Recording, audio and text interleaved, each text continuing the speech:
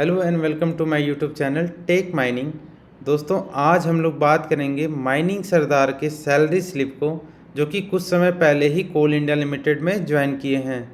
और हम लोग डिटेल डिस्कशन करेंगे कि क्या सच में एक माइनिंग सरदार आज के समय में 80,000 से 1 लाख तक की सैलरी अर्न कर रहा है। और सारे कंपोनेंट्स को हम लोग जानेंगे, जैसे कि बेसिक सैलरी हो गया, एचआरए हो गया, एसडीए हो गया, वीडीए हो गया।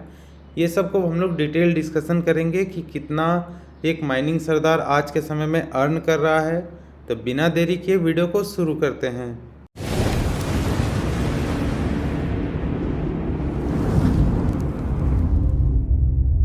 वीडियो शुरू करने से पहले अगर आपने असिस्टेंट मैनेजर की सैलरी स्लिप का डिस्कशन आपने अगर नहीं देखा था तो मैं उसका लिंक डिस्क्रिप्शन बॉक्स में दे दूंगा, आप उसे ज़रूर विजिट करें।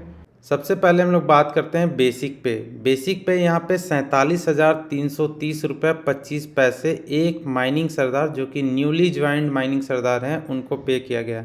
आपने अभी डिटेल एडवर्टीजमेंट SECL और MCL का देखा होगा, जिसमें कि बेसिक पे जो था उनका वो 47,330 रुपये 25 पैसे ही था। इसके अलावा HRA 1183.26 रुपये यहाँ पे दिए गए हैं, जो कि हाउस रेंट अलावेंस होता है।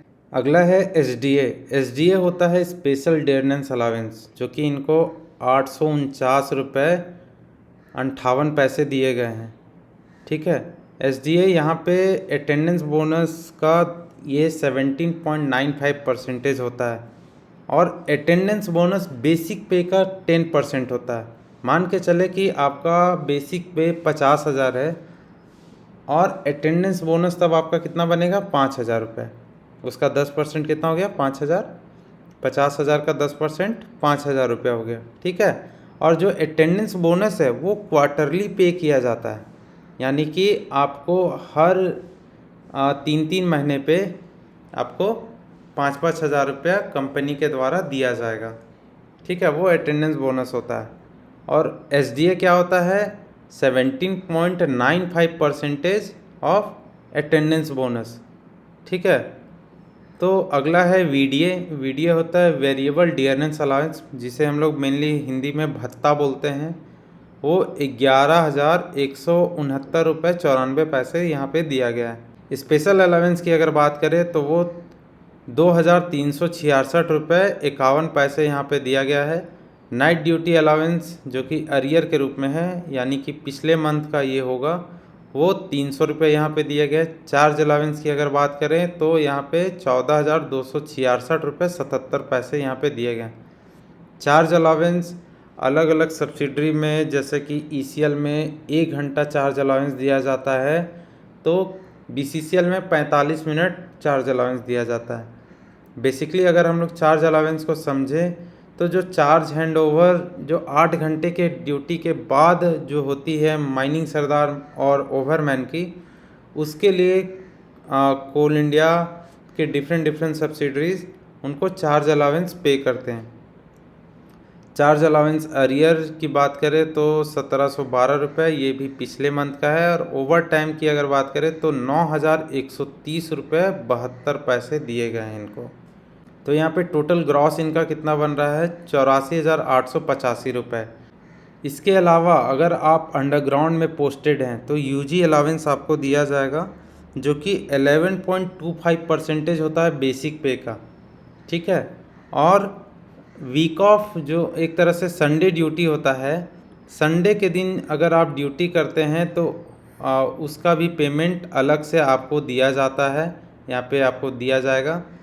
जैसा कि इसने इस मंथ में एक दिन भी संडे ड्यूटी नहीं किया है, 4 दिन इनका वीकली ऑफ है। तो अगर संडे ड्यूटी किए रहते जिनका ये सैलरी स्लिप है, तो उनको यहाँ पे वीकली ऑफ करके एक मिलता, यहाँ पे इनको अलग से पैसा 4 दिन का मिलता, और उसके बदले पैसे भी मिलते और एक दिन किसी भी वीक के किसी दिन में भी आप रेस्ट ले सकते हैं मैनेजर के कंसेंट के साथ। ठीक है, इसके अलावा क्वार्टर में अटेंडेंस बोनस दिया जाता है और दुर्गा पूजा के समय में पूजा बोनस भी आपको मिलता है। रेट ऑफ एनुअल इंक्रीमेंट जो हर साल अप्रैल मंथ में आपको दिया जाता है, वो 3% आपको हर साल इंक्रीमेंट भी मिलता है। तो यहाँ पे अगर हम लोग बात करें एक आइडियल सैलरी का, अगर ग्रॉस सैलरी का अगर हम लोग बात करते हैं, जब आपको संडे ड्यूटी पूरा मिलता है, ठीक है, आपको अगर उस मंथ में हॉलीडे भी है तो पूरा मिलता है, आपको ट्रांसपोर्ट अलावेंस, कैश अलावेंस चालू हो जाता है जब से, और संडे ड्यूटी का भी आपको पेमेंट अगर मिलने लगता है, और अगर आप यूजी में भी पोस्टेड हैं तो यूजी अलावेंस जब आपको मिलने लगता है, तो ये जो ग्रॉस सैलरी जो बनेगा आपका, वो 1,20,000 से ज़्यादा का बनेगा। अब हम लोग डिडक्शन की बात करते हैं। तो डिडक्शन यहाँ पे CMPF कंट्रीब्यूशन एक तरह से होता है हमारा PF के रूप में, जिसे हम लोग प्रोविडेंट फंड बोलते हैं, और ये CMPF का full form coal mine provident fund होता है, जो कि 9,330 रुपये 0 पैसा यहाँ पे डिडक्ट हुआ है, ठीक है। इसके अलावा 2 रुपये अलग से एक नेचुरल कैलमिनिटी फंड है, और CMPS यानी कि कोल माइन पेंशन स्कीम का डिडक्शन जो हुआ है वो 4,095 रुपये हुआ है इनका। मंथली डिडक्शन इनका 20 रुपये हुआ है। यहाँ की मेनली इनका जो डिडक्शन हुआ है वो CMPF के रूप में ही हुआ है, जो कि भविष्य निधि है इनका। फ्यूचर में ये पैसा इनको मिलना ही मिलना है। और ये CMPF जो होता है वो बेसिक पे का 12% होता है, और ये जो CMPS होता है वो बेसिक पे का 7% होता है, यानी कि टोटल 19% यहाँ पे डिडक्शन के रूप में इनका हो रहा है। माइनिंग सरदार का जो डिडक्शन हो रहा है यहाँ पे वो 19% ही टोटल हो रहा है। तो यहाँ पे टोटल अगर हम लोग बात करें तो 13,842 रुपये ही इनका डिडक्शन हो रहा है। इनकम टैक्स का डिडक्शन तब होता जब इनका जो सैलरी था, ग्रॉस सैलरी जो बनेगा एनुअल, वो अगर 12-12.5 लाख से पार कर जाता तो फिर इनका जो इनकम टैक्स था वो डिडक्ट होना स्टार्ट होता। लेकिन इनका सैलरी अभी 12.5 लाख के से ज़्यादा नहीं हो रहा है एनुअल, तो उस हिसाब से इनका इनकम टैक्स भी नहीं कट रहा है। नेट पेमेंट का अगर बात करें तो यहाँ पे 71,043 रुपये एक माइनिंग सरदार को अभी दिया जा रहा है, जिसमें संडे ड्यूटी नहीं जोड़ा गया है, प्लस यूजी अलावेंस नहीं जोड़ा गया है। उसके अलावा गैस सिलेंडर अलावेंस और ट्रांसपोर्ट अलावेंस ये नहीं जोड़ा गया है। अगर ये जोड़ दिया जाए तो अभी के समय में एक माइनिंग सरदार 80 से 90 हज़ार आराम से अर्न कर सकता है, क्योंकि थोड़ा सा डिडक्शन यहाँ पे बढ़ेगा। CMPF का डिडक्शन और CMPS का डिडक्शन ये थोड़ा सा बढ़ेगा, जिसके कारण से सैलरी में थोड़ा सा डिडक्शन होगा नेट पेमेंट में। लेकिन फिर भी अभी के समय में 90 हज़ार तक एक माइनिंग सरदार आराम से अर्न कर सकता है।